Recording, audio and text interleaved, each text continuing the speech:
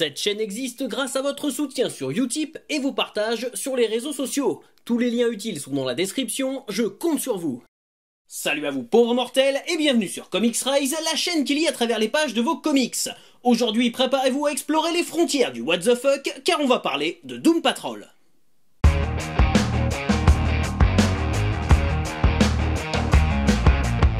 Alors pour dire que Batman v Superman est pourri, y a du monde. Pour dire que Justice League était un putain de navet, y a du monde. Pour dire que Avengers Endgame est un chef-d'œuvre malgré ses brouettes d'incohérence, y a du monde. Mais pour parler de la meilleure série DC Comics du moment, eh bah y a personne. Y a personne les gars. Diffusé depuis février 2019 sur le service de streaming DC Universe, Doom Patrol met en scène une équipe de héros atypiques, des parias au pouvoir incontrôlable, faisant face à des menaces toutes plus abracadabrantes les unes que les autres. Ayant entendu beaucoup de bien de cette série, au succès pourtant très confidentiel, j'ai décidé de me pencher sur la question. Et je dois vous l'avouer, avant de m'intéresser à Doom Patrol, je n'avais pratiquement jamais rien lu sur ces personnages. Et si j'avais pu les croiser ici et là dans divers crossovers de DC Comics, ils restaient à mes yeux des héros très secondaires. Ce qui est, vous allez le voir, assez paradoxal. Mais pour commencer, Doom Patrol, c'est avant tout un comic book. À l'aube des années 60, les super-héros tombés en désuétude depuis la fin de la Seconde Guerre mondiale reviennent sur le devant de la scène, notamment chez DC Comics, avec The Flash, Martian Manhunter, Green Lantern et la Justice League. Voulant surfer sur cette tendance, l'éditeur Atlas, fraîchement renommé Marvel Comics, va lancer les 4 Fantastiques en 1961, une équipe de super-héros atypiques puisqu'également une famille dans la vie civile. La série de Stan Lee et Jack Kirby va connaître un succès considérable et donner la direction à suivre pour les auteurs de comic books à une période que l'on appelle aujourd'hui le Silver Age.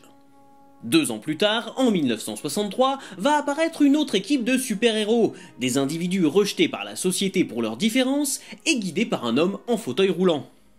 Et non, c'est pas les X-Men, non ?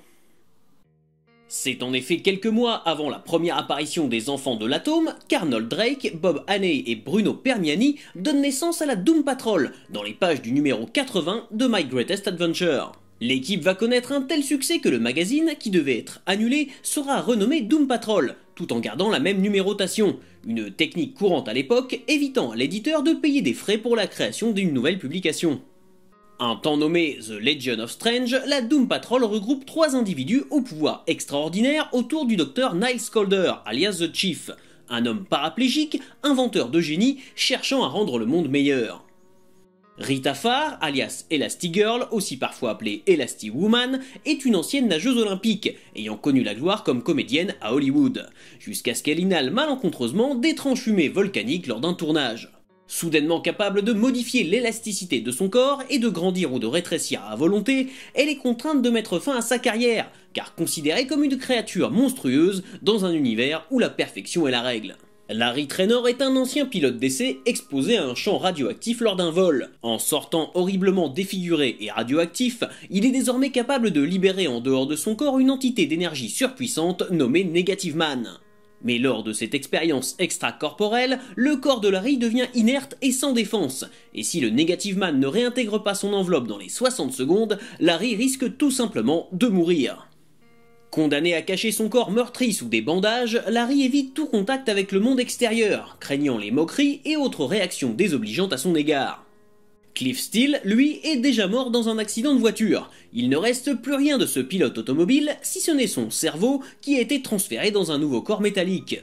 S'il est appelé Automaton dans les 3 premiers épisodes, il est surtout connu sous le nom de Robotman, créature quasi invulnérable, mais aussi condamnée à ne plus rien ressentir. Véritable expérience vivante, Cliff repoussera bien souvent les limites de son enveloppe mécanique, que le chef s'efforcera de réparer, les auteurs prenant un malin plaisir à démembrer Robotman à chaque numéro. Et si les pouvoirs de ces héros pourraient laisser penser que Drake s'est effectivement inspiré des Fantastic Four de Marvel, ce dernier accusera surtout la Maison des Idées d'avoir volé les siennes d'idées pour créer les X-Men. Avec le recul, en prenant en compte que la bande dessinée américaine est un petit milieu dans lequel tout le monde se connaît et navigue entre les éditeurs, et parce que l'on sait que les comics sont avant tout le reflet de la société dans laquelle ils sont publiés, il faut surtout y voir un croisement d'influences. Porté par les combats sociaux de l'époque, où beaucoup de gens considérés comme des minorités, que ce soit les femmes, les Afro-Américains ou les personnes en situation de handicap, demandaient plus de reconnaissance. Dès ses premiers épisodes, la Doom Patrol s'impose comme une équipe de super-héros à part. Si on y retrouve l'esprit de famille des 4 Fantastiques, l'aspect monstrueux des personnages y est exacerbé. Les héros sont réellement considérés comme des monstres de foire, pouvant représenter un danger pour les autres, et que le chef compte pousser à donner le meilleur d'eux-mêmes. La Doom Patrol, c'est en effet ce qu'on appelle un groupe de freaks. La mode des freak shows, ou monstres humains, apparaît au 19e siècle. Elle consiste à des spectacles mettant en scène des individus souffrant de malformations de sources diverses. Présentés comme des monstres de foire, hommes à 3 jambes, lilliputiens, femmes à barbe et autres loups-garous sont contraints de se mettre en scène pour subvenir à leurs besoins, dans une société qui les rejette et les considère comme des erreurs de la nature. Parmi les plus célèbres freaks, on compte bien entendu Joseph Merrick, alias Elephant Man, dont l'histoire sera adaptée au théâtre, au cinéma et même en comédie musicale. Ce phénomène des monstres de foire a notamment été mis en scène au cinéma en 1932, dans l'incontournable Freaks, la monstrueuse parade de Todd Browning. Mais pour ma part, je pense que l'une des premières représentations des freaks dans la fiction est à chercher du côté de la littérature pour enfants, avec Le Magicien d'Oz de Lyman Frank Baum paru en 1900. Chacun des personnages y est présenté comme une anomalie, l'épouvantail n'ayant pas de cerveau, l'homme en fer-blanc pas de cœur et le lion comme étant peureux. Quant à Dorothy, elle est une jeune fille perdue loin de chez elle, qui ne peut compter que sur elle-même. Une idée qui sera critiquée par la censure de l'époque, car dépeignant un personnage féminin trop fort et indépendant, qui ne pouvait décemment pas servir de modèle aux enfants. Tous cherchent à s'accomplir dans leur voyage initiatique, et découvriront que la qualité qui cristallise leur besoin d'acceptation et qu'ils recherchent éperdument est déjà en eux. Ouais, là vous me prenez pour un fou, mais on va en reparler. Dans la bande dessinée de DC Comics, les héros de Doom Patrol ne cherchent pas le salut en mettant en scène leurs dons terrifiants, mais en se rendant utiles à la société. Comme si l'acceptation de leurs différences passait par la réalisation de bonnes actions pour protéger le commun des mortels. Et si le ton parfois décalé et psychédélique des comics de l'âge d'argent peut distraire le lecteur, le message de fond, encourageant à la tolérance, est bien là. Alors que les comics de cette époque ont encore du mal à mettre en avant des personnages féminins forts, la faute entre autres au Comics Code Authority qui le déconseille fortement, le personnage de Rita Farr n'a rien d'une demoiselle en détresse. Elastigirl impose ses choix dans un milieu très masculin et ne se laisse pas manipuler, ni par ses coéquipiers, ni par les super vilains. La série tourne aussi autour du thème de la repentance, comme si à travers les transformations dont ils sont victimes, les héros payaient en partie pour leurs erreurs passées. Cela crée d'ailleurs un vrai contraste entre les héros de la Doom Patrol et les autres personnages de DC, souvent présentés comme des dieux parmi les hommes devant servir de modèle. Ici, les protagonistes sont plus humains, se querellent et doivent parfois gérer leurs problèmes personnels avant de sauver le monde. Les méchants créés par Drake et ses comparses suivent également ce schéma d'erreurs de la nature, toutes plus what the fuck les unes que les autres. Entre les super vilains très français de la confrérie du mal et Animal Vegetable Mineral Man, capables de se transformer en tout et surtout en n'importe quoi, difficile de les prendre vraiment au sérieux. Tout cela participant au ton très étrange de la série, qui, même dans le contexte du Silver Age, reste plus perché que la moyenne, sans pour autant être dénué de sens ou parodique. La série DC Universe s'inspire grandement de ses premiers épisodes du Silver Age, que vous pouvez retrouver en version originale chez DC Comics, faute d'édition française pour le moment. Mais je garde bon espoir de voir arriver ces épisodes classiques chez Urban Comics un de ces jours. Bon, je mens car la série est parue chez nous dans Aventure Fiction, publiée par Artima dans les années 70, aux côtés des New Gods ou de Mr. Miracle de Jack Kirby, mais je ne suis pas sûr que ce soit la meilleure façon de la découvrir aujourd'hui. Après plusieurs années de succès, la série d'Arnold Drake est en perte de vitesse et connaît sa conclusion avec son 121e numéro et le sacrifice de la Doom Patrol au complet. Une option assez osée pour l'époque, qui va tout de même mettre les personnages de côté pour un certain temps. De son côté, Drake partira chez Marvel Comics pour co-créer les Gardiens de la Galaxie avec Roy Thomas et Gene Colan, donnant naissance à une équipe qui, encore aujourd'hui, reste atypique chez l'éditeur et dans le Marvel Cinematic Universe. À croire que c'était vraiment sa spécialité. À partir de la fin des années 70, Paul Kupperberg, scénariste ayant travaillé sur de nombreuses séries chez DC Comics et grand fan de la Doom Patrol, va tenter de relancer la licence à plusieurs reprises, s'inspirant notamment du succès des X-Men de Chris Claremont chez Marvel. Une initiative assez paradoxale quand on sait que jusqu'à sa mort, Arnold Drake soupçonnera Stan Lee de lui avoir volé son concept. En 1987, Kupperberg parvient à lancer une nouvelle série régulière mettant en scène la Doom Patrol. Il crée de nouveaux personnages comme Joshua Clay alias Tempest ou encore Karma, mais la mayonnaise a du mal à prendre. Ces nouveaux héros sont trop propres, trop lisses, beaucoup moins torturés, trop éloignés des freaks de l'équipe originale en somme. Les histoires sont plus proches de celles des autres super-héros de l'époque, manquent cruellement d'originalité et le public n'accroche pas. Pour sauver la publication, DC Comics remercie Kuperberg et engage Grant Morrison, issu de la vague de jeunes auteurs britanniques dont l'arrivée a brutalement secoué la bande dessinée américaine à partir du milieu des années 80. Ayant déjà fait ses preuves chez l'éditeur sur Animal Man, Morrison reprend la série à partir du 19e numéro en 1989. Ce numéro est également le premier de la série à ne plus présenter le sceau du Comics Code Authority, comme l'avait fait la série Swamp Thing d'Alan Moore quelques années auparavant.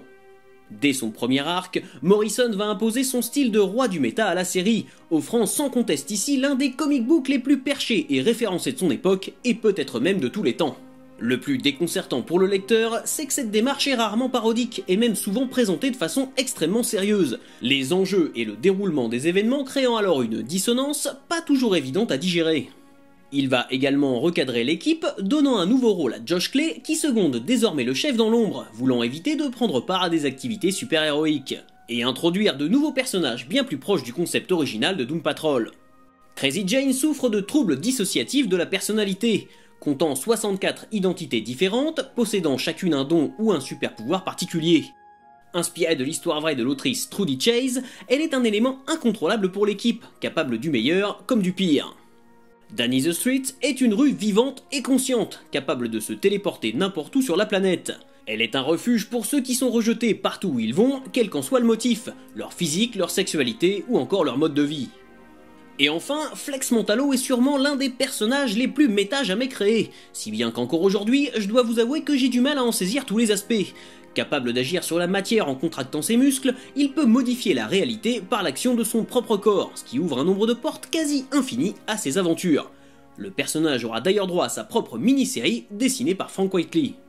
Larry Trainor, que tout le monde pensait mort, va revenir sur le devant de la scène. Retrouvé par l'entité d'énergie négative qui partageait son enveloppe corporelle, il va de nouveau fusionner avec elle, entraînant dans sa métamorphose Eleanor Poole, une scientifique chargée de veiller sur Larry. De cette fusion inattendue va naître Rebis, un personnage à la fois féminin et masculin, portant les souvenirs et le savoir des trois individus le constituant. Capable d'évoluer sur un plan bien différent de celui du commun des mortels, Rebis va permettre à l'auteur d'explorer des concepts encore jamais vus dans la bande dessinée américaine. Morrison utilisera également le personnage de Dorothy Spinner pour en faire un membre à temps plein de l'équipe.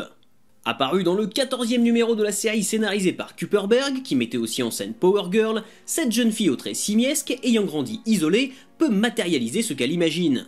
Et elle est clairement une référence au Magicien d'Oz. Premièrement, elle s'appelle Dorothy, comme l'héroïne du roman, mais elle adopte aussi le même style vestimentaire que le personnage. Dans le 25e numéro, on apprend que Dorothy a des amis imaginaires, et que sa peur de l'abandon et sa crainte du monde des adultes est matérialisée par une paire de chaussures rouges, comparable à celles qui permettent à Dorothy de rentrer chez elle dans Le Magicien d'Oz. Je ne suis donc pas le seul à voir un lien entre les Freaks, Le Magicien d'Oz et la Doom Patrol originale. Et c'est quand même une idée qui est validée par Grant Morrison, hein, s'il te plaît. Parmi les adversaires de la Doom Patrol, on pourra compter Darren Jones et son organisation Men From Nowhere, obsédés par l'élimination de tout ce qui ne correspond pas à leur vision de la normalité. Mais aussi Mr. Nobody, apparu le temps d'un épisode dans la série de Drake, Eric Morden était un scientifique malfaisant ayant servi de cobaye à un ancien nazi. Transformé en une créature en 2 dimensions possédant des pouvoirs quasi divins, il a sacrifié tout ce qu'il y avait d'humain en lui pour se venger du chef et de la Doom Patrol. Vous l'aurez compris, le run de Morrison est d'une richesse assez impressionnante et fourmille d'idées toutes plus barrées les unes que les autres. Et encore, je vous épargne les spoilers, mais sachez que les retournements de situation sont nombreux et tout aussi épatants que les personnages qui y participent. Cette série est incroyablement en avance sur son temps. Sincèrement, je pense que Morrison avait au moins 30 ans d'avance, et je pèse mes mots. La publication du premier volume de l'intégrale de Grant Morrison sur Doom Patrol est prévue pour octobre 2019 chez Urban Comics. Attention, je pense sincèrement que cette série n'est pas sans défaut, le principal étant qu'elle est difficilement accessible aux néophytes, donc si c'est votre premier comics, vous risquez d'avoir un petit peu de mal à rentrer dedans.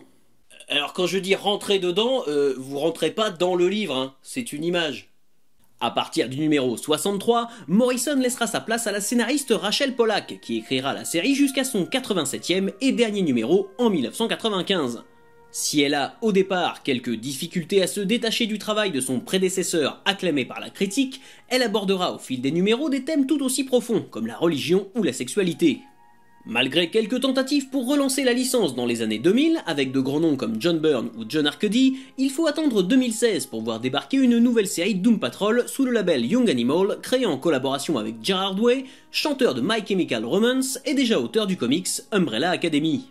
Cette série sera également disponible chez Urban Comics dès octobre 2019, et c'est un excellent moyen de découvrir une version plus moderne de la Doom Patrol.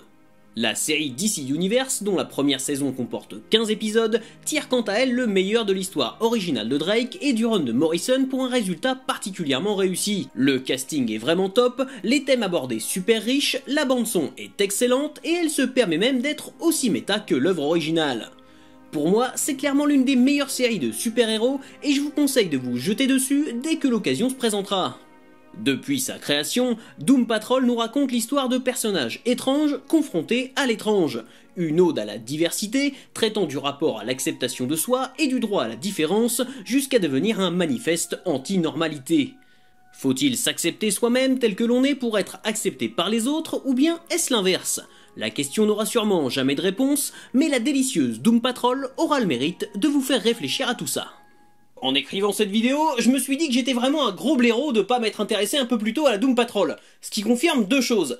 Premièrement, n'attendez pas qu'on vous parle de quelque chose pour vous y intéresser, et deuxièmement, ne croyez jamais ces branquignoles de youtubeurs. Voilà, jusqu'à la prochaine fois, je compte sur vous pour avoir de saines lectures. Partagez cette vidéo, on continue à parler de comics dans les commentaires et sur les réseaux sociaux, et n'oubliez pas de vous abonner à la chaîne pour ne pas rater la prochaine.